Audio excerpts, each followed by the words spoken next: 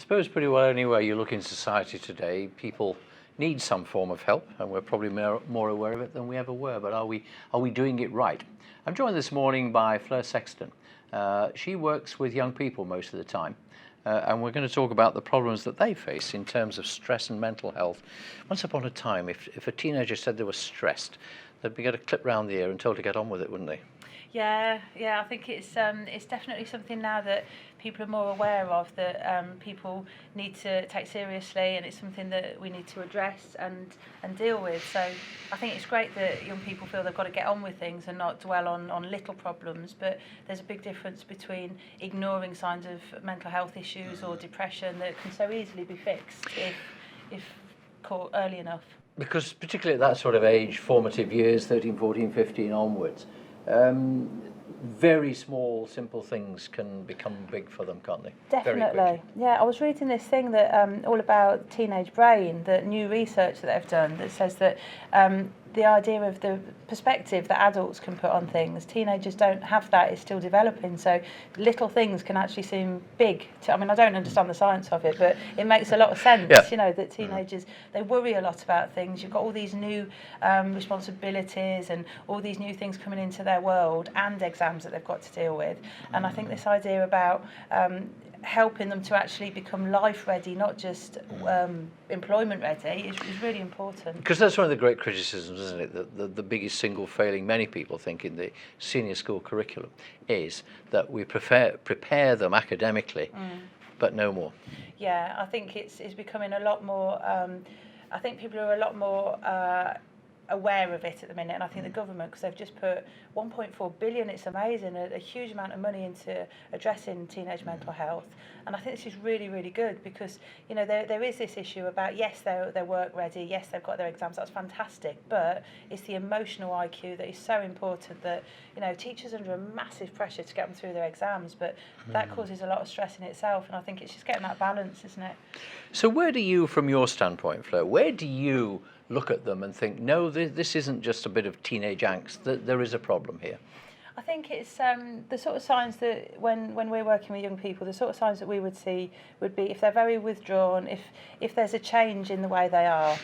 So if they're generally quite outgoing, but then they become withdrawn, and that obviously a change in behaviour. Also things like anything to do with you know, if they're not eating, if they're self-harming, obviously that's a very serious one. But I think when they start to internalise problems, that's when I would be starting to get worried, because as long as they're communicating, it's still difficult to tell, because a lot of teenagers can mask if they're not coping too well, because they just talk to her. I think it's human nature, isn't it? You tend to mask things, but I think changing behaviours is a big thing.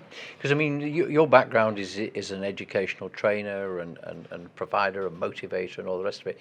So what got you from there to worrying about teenagers, if I can put it that way? Well, because we work with them all the time, it's just looking at the sort of more holistic picture, the bigger picture, in terms of, you know, what is important for them to actually do well. And I think a big part of when you're looking at their exams and getting them confident and motivating them in their exams, then you start looking at what are these barriers to them doing well, and one of them is stress. Stress is a big barrier to young people doing well, so that's how we sort of started getting into this, and we've come across some amazing people. One of the most amazing ones, I would say, is the parents of this young man called Cameron Grant, who've set up a memorial fund, because he very sadly he took his own life just after he was 21, and he'd suffered a lot with depression for some years with depression, but he'd covered it up, you know, as young people do, and they're doing amazing work now, raising awareness for they call it like mental health first aid, and it's amazing, because the idea of spot something in a young person and then get somebody to actually pass it on, signpost it to people who can help. And I think this idea that we don't have to be experts, but just to be able to, their training, for example, doing a lot of training with community leaders, group leaders, to try and get them to be able to spot this. And I think these things that people can do are very important. So you know, we try and support that sort of thing. I suppose the one thing that might worry some people is that you can look at them and think, right. It's a bit like being given, have you got any of these symptoms? And you tick more than two, oh, well, you've got this.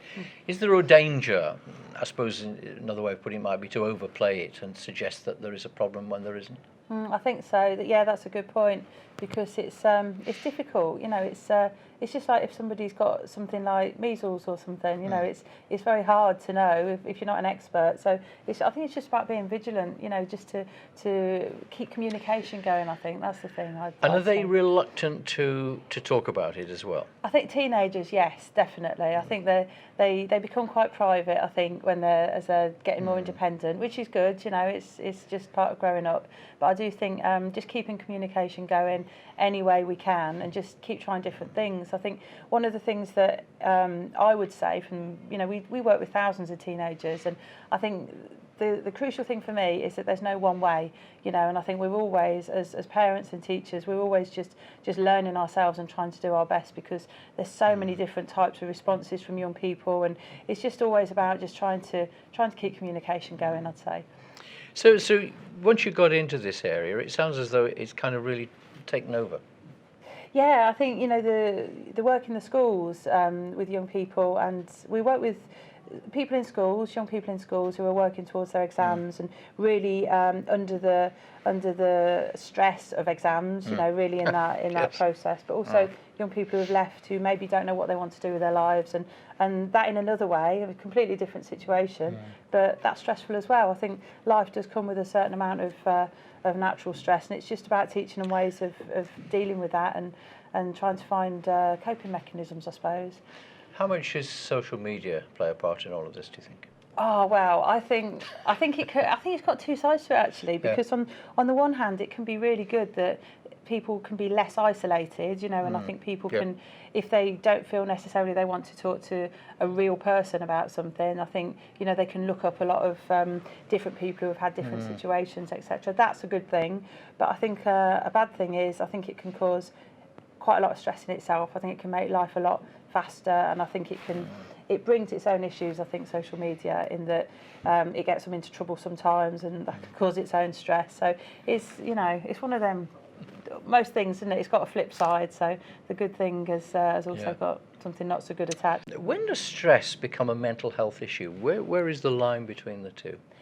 Well, I think it's about, for me, working with young people, I think it's about when it becomes something that impacts on their daily life. I think a certain amount of stress is normal, that we can deal with. I suppose it's when it becomes something that they can't deal with, that they don't know how to handle.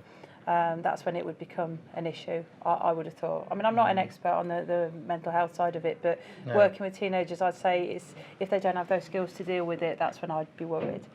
Do you think that they will find it easier to talk to somebody like yourself about these problems sometimes, rather than parents or teachers? I'm not sure, actually. I think sometimes, I suppose, if it's somebody that they're working with who's not part of their everyday life, it can be easier.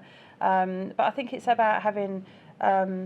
it's easy to say, it's about having those channels open that you can communicate, but I think sometimes, the teenagers don't necessarily want to chat about things, especially of a personal nature. So I think the fact that the government is introducing all of these, either this massive big website idea that has got loads of different ways for young people to get in touch with people or to access help, I think that's really, really good. Different methods, so it's something to appeal to all different types, because there's not one size fits all. So I think that's really good move. Do you ever find yourself, when you're talking to youngsters today, thinking, I would never have thought like this when I was that age? I don't think a lot's changed in a lot of ways. Right. I think they think it has. I think young people think, they probably think it's like a million years ago when people that are their teachers were at school. But I think in a sense not a lot has changed, because it's still the same issues about growing up, about exams and sort of all the things that come with growing up, and all the stresses and strains and all the exciting things as well. I think a lot of it hasn't changed, but I do think life is a lot faster. So I think they've got it harder now in a way. Do we expect more of them, do you think? Oh, definitely. I think so. I think so. I think there are a lot more. I think schools are under a lot more pressure. I think there's a lot more pressure in that sense. So I think they're under a lot more pressure as a result. I mean, teachers are under more pressure nowadays. So I think that's also an issue for the young people, because it's all part of having to get those exams, which it's a competitive world, you know. So it is hard for them, yeah, but exciting as well. Yes, and quite briefly, but you have a son who's a teenager. Do you find yourself sort of like this, watching him all the time? Well, the thing with him, he's 16, my son, and he's pretty good at communicating, and I think I'm really glad of that. But you sit him down like this and talk to him. I can see I it might now. try. I was going to say you're an ambassador for Coventry, but you're not anymore. You're a champion, aren't you? Yeah. Is that much the same thing? Yes, it is. It's basically a group of people that all come together that all really support the city, Coventry and Warwickshire, and really want to support the initiatives for business and for doing business.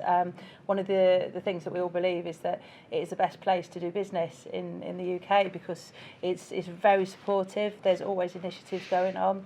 There's you know, from the Chamber of Commerce, the council, local authority, there's a huge amount of support, and I think that's something that we all just want to shout about. So is it a hard sell?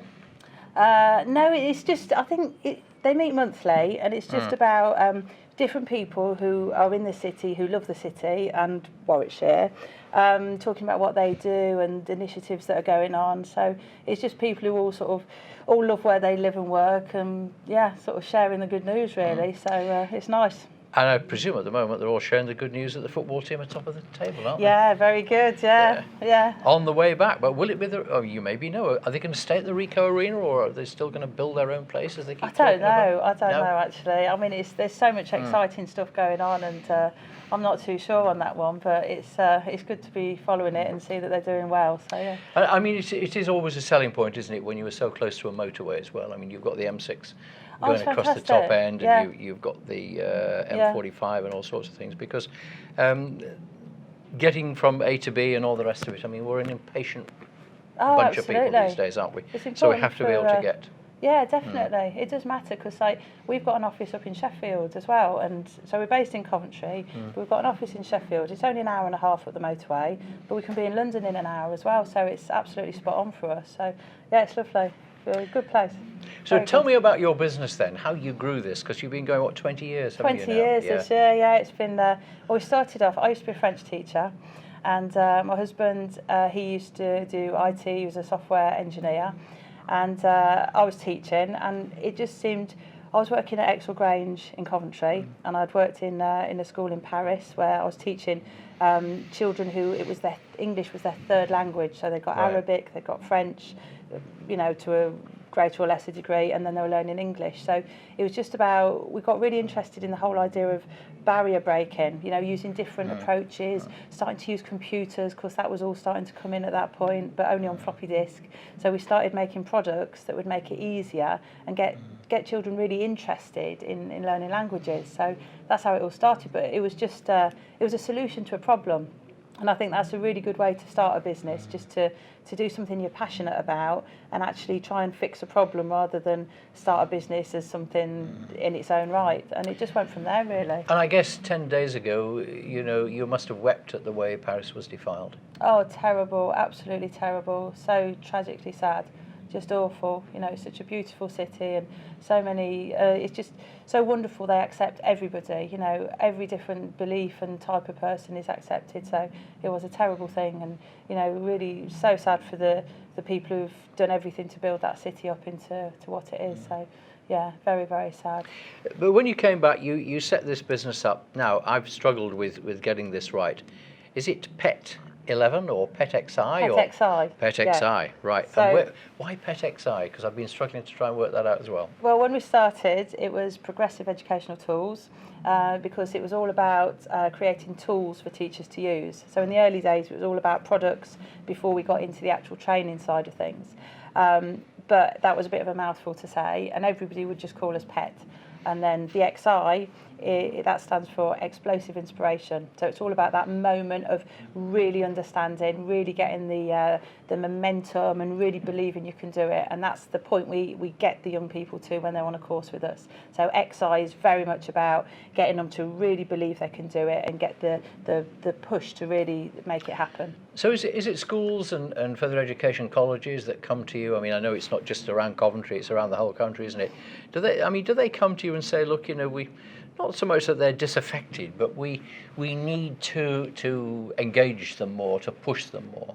Yeah, they'll often come to us like just before exams, or if they've worked really hard and they've done really well, but they're not quite at the point of being exam ready. So we'll probably meet them when they're stuck at a grade D and they really need to push up to a grade C. So it's a combination of confidence. They might have missed a bit of time. They might just not have grasped concepts completely. They might have English as a second language. A lot of our students may have that as an issue as well. So we put on very intensive courses. A lot of staff will be on the course with specific skills. So if there are, say there's quite a few Polish children in a group, we'll put on staff who can speak Polish as well, just to speed up the ability they have to grasp the material quickly. So it's all about getting them to understand and really take on a lot of information, get them exam ready.